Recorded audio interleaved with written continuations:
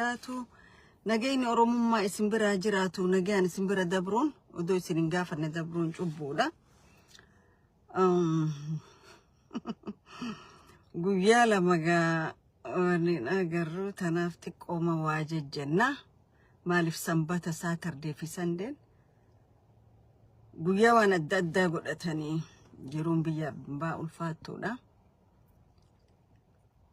Dur tokko ashantam shubbisan siya bakka jiru rabbi nageetti haa ta'u irreen ummata bal'aa takka ol kaatu gadin deebitu wuja irreen ummanni hoggaa irreen ka'e gamtaadhaan ka'e wanniif booda deebisu hin jiru jechuudha.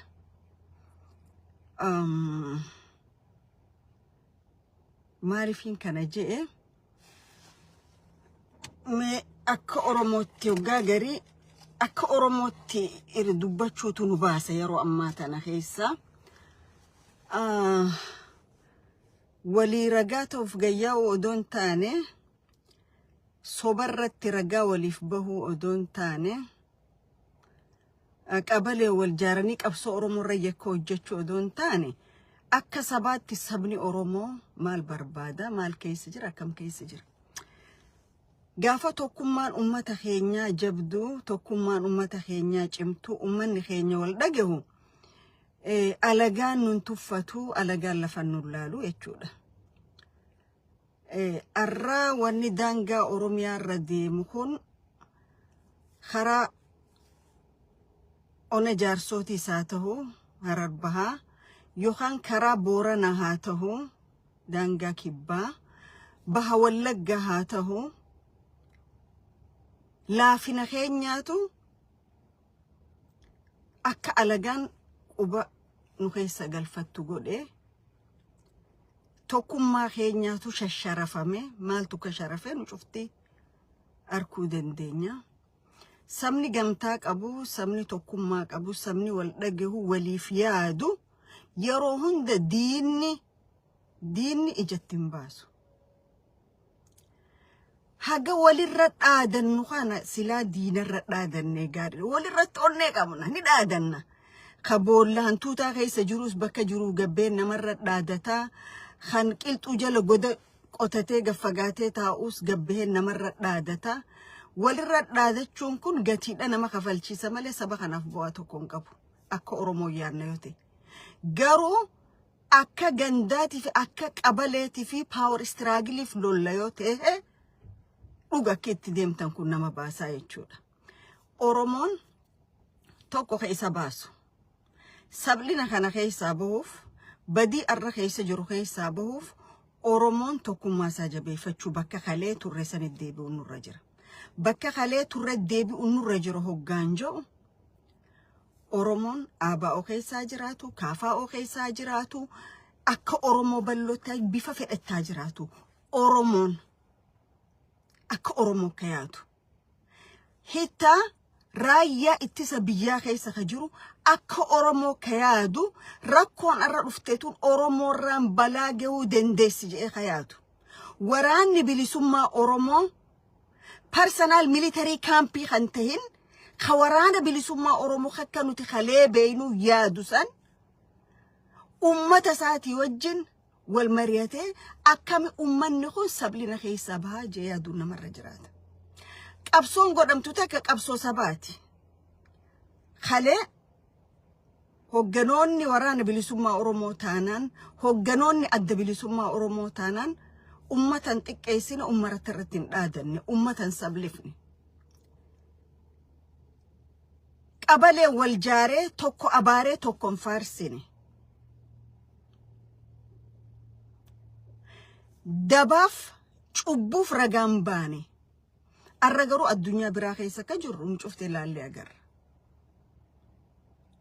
Sabni tokko gaafa tokkummaan isaa sharafamu, gaafa tokkummaan isaa diigamu, hundi isaa si tuffata. Diina qofaami alagaa lafa teenya weerartu qofaamiti. Ka Oromoo tuffachaa jiru. Ka Oromoo fi qabsoo godhaa jirulleen hoggaa Oromoo tuffate Oromoo gabbee arrabsu agarra. qaamni Oromoo tuffatu Oromoo arrabsu kun boru carraan taatee mana irra wal fixu jiran kana kiiloo 4 yoo seene laata maal nama godha akkam nama godha akkam nama godha waan amma sirna amma kanarraa wayyaa maali wanni inni fidu arra odoo bakka san hin geenu narra dhaadachuu jira na arrabsaa jira xiqqeessaa jira boru maal gootaa dhuguma rabbi an akkuma intala Oromoo takkatti Oromoo wal abaaree diina wajjolii galuun qabu wal xiqqeessee diina jala fiiguun qabu Oromoon ifiisaati akka Oromoo wal mari'achuu qaba Oromoo xiqqeessitee mooraa Amaaraa keessa dhaquun Oromoo sabliftee mooraa Amaaraa dhayxee faarsuun gatiidha nama kafalchiisa honestly speaking wahuma tokkoon fuudha maaliif dhugaa jirus hoggaan dhugaa walii galchanni jira fakkeenya Wallagga bahaatti faannoon kalee mootummaan kun hidhachiise ka ummata Oromoo akka hin godhin hin qabne san mootummaa kana gaafa garuu aangoo isaatii sodaate duula rabbane jechuudha warri poolisa Oromiyaa keessa jiran lakki odoo nuti agarru ummanni keenya kana booda dhumuun qabu je'ee tarkaanfii danda'u fudhate sabboonummaan quuqaan ummata isaanii keessa jirti jechuudha dureenu laata ajaja dhaban malee umaatii ummata kana isaan gammachiiseetii miti garuu wanni kasiisan itti fufuu qaba itti fufuu qaba ka ammoo ummata kanaaf wabiidhaan siitaa anaa siigaachana je akka faannoo irratti dhukaasan banamne ittifamee jechuudha dhorkame maaliif jaalala faannoo waan walirraa qabaniif jechuudha addis fiqir sila tajammara okay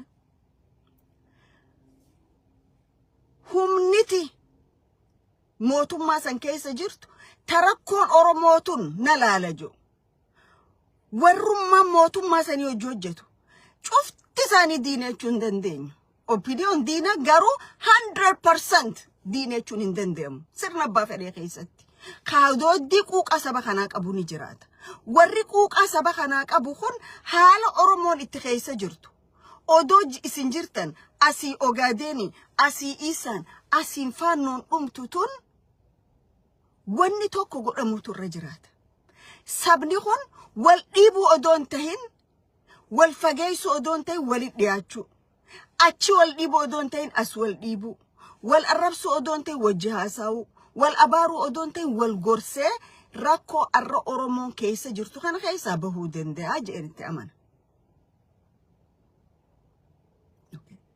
kun maaliif hegeree Oromiyaatii fi Oromootiif murteessaadha jechuudha hegeree Oromootiif Oromiyaatiif fayyisa ammoo warri generaalota Oromoo taatan irraan deebi'a dhiigni ummata keessanii akkana daangaa ragganna qabu kun haa isinit dhagayamu warri halee nuti gaachena Oromooti ja'an ajajoonni isaanii akka faannoon dhaamtuun barbaadan garuu isin yoo dhiiga hidda Oromummaa qabaattan booyinsi Oromoo kun isinit dhagayame ummanni Oromoo kana dhumuun isin gaddisiise yeroon silaa itti Oromoo irraa imimana hixan ammaa jechuudha maaliif Oromummaa tana nu cufti waliin qabna abbaan tokko kophatti hin qabu Oromummaan kaampaanii nama tokkooti miti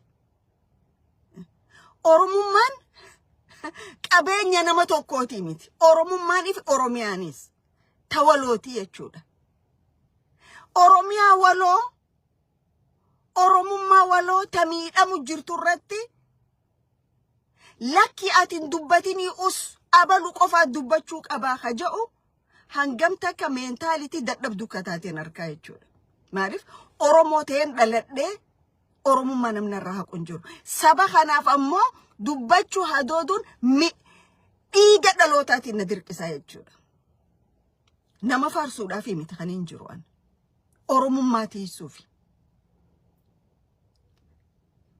nama dhaadheessuufi miti Oromummaan jiraachuu qabdi Oromiyaan jiraachuu qabdiidha malee كأتشي جبه سبخن إفجال جلالة جالتنيس جبتنيس جاءوا أورمو خرتوكم جوندندو.